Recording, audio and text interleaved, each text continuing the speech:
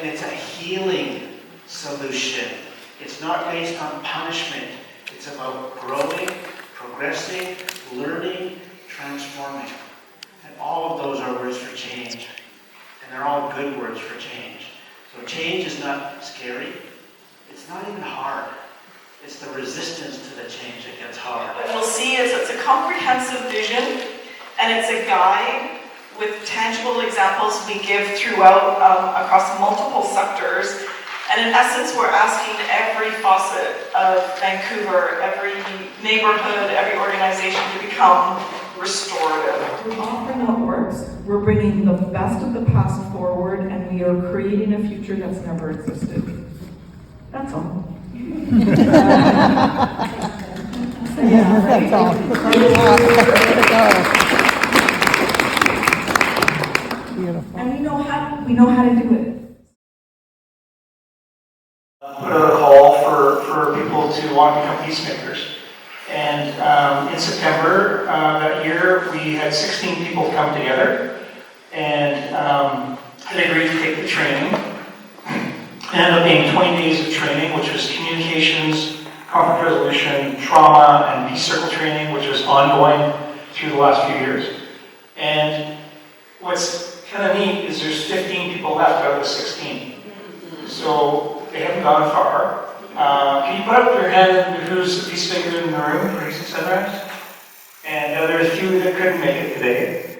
And it's been quite a journey, and there's been lots of good things that come out of it. Our relationship with Peace of the Circle and Frog Hollow has really deepened.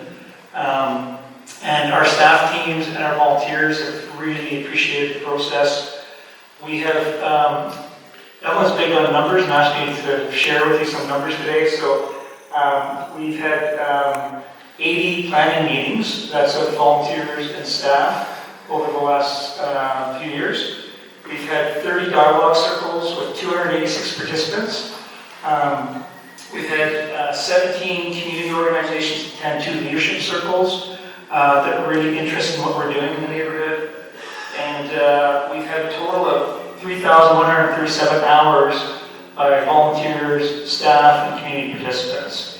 So lots has happened. Facilitated circles in multiple other places with the BPD, with the Vancouver School District, with the Japanese Canadian community, at home in my community in Lillooet, with multiple agencies in the city. To really focus on survivors' needs.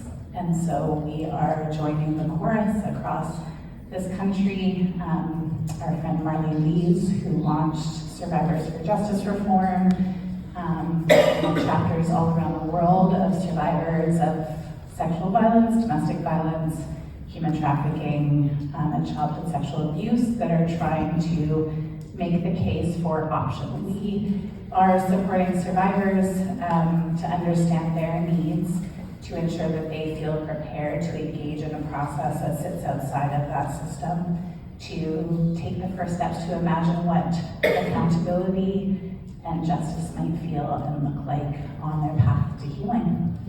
There are so many ways that this can be implemented, and the first and the biggest way, I think, is keeping our people safe and heard and listened to,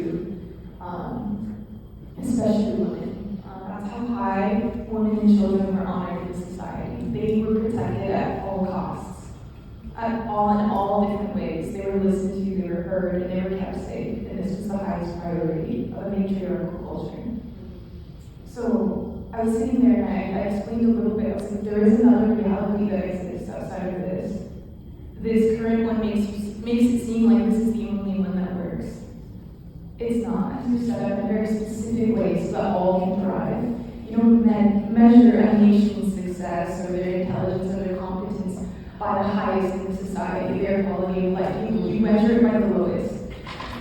And there should be the lowest. So there has to be better, and there has to be more. And I dream of that day.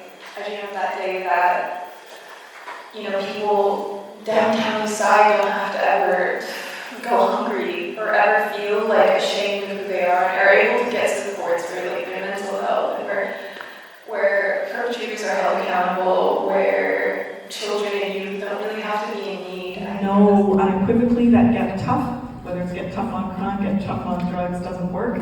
I'm a criminologist, and I was in the belly of the beast of the United States for 8 years, and they led that experiment, you know, get tough on crime and get tough on drugs, and they did it as big as they could. So it was, you know, the death penalty, 3 strikes you're out, and it's been a horrific failure and a lot of harm.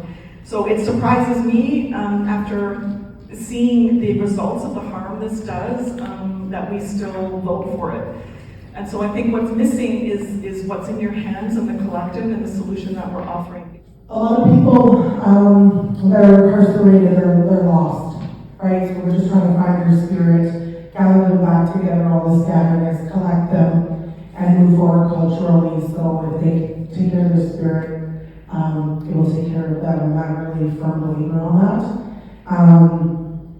So with the cultural protocols and traditions, when that's lost within the individual, regaining that back will hopefully move forward in a good way for their new path and journey once released. Little Mountain Neighbourhood House is in a position to convene and nurture a community culture, which we would love to be founded on these principles.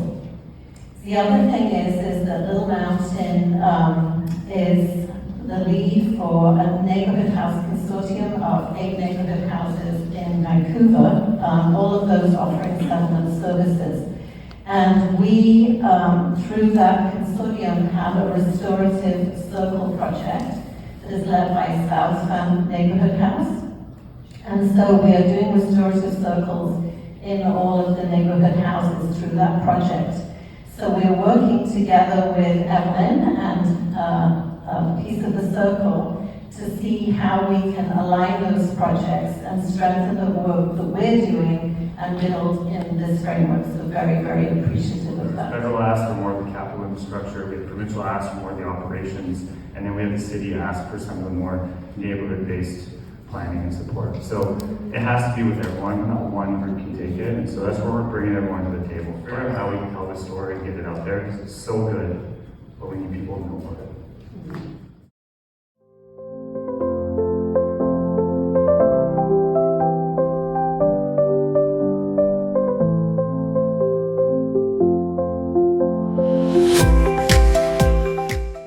None of this would happen without the collective.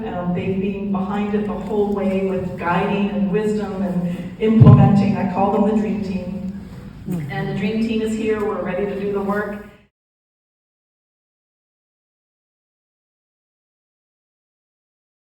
I realized how much I fell in love with the guideposts, the principles and the values that led you to keep coming back and doing more and thinking hard about these problems. That's love, respect, and relational.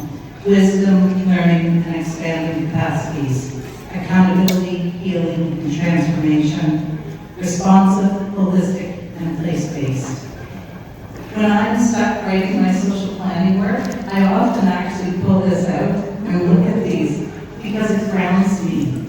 And it tells me in certain ways it's the only way we'll get ahead of the real social problems we see across the world, across our cities, and then in our neighborhoods. I can't think of 2 more worthy people for the Derek Thompson Award than Evelyn and Norm.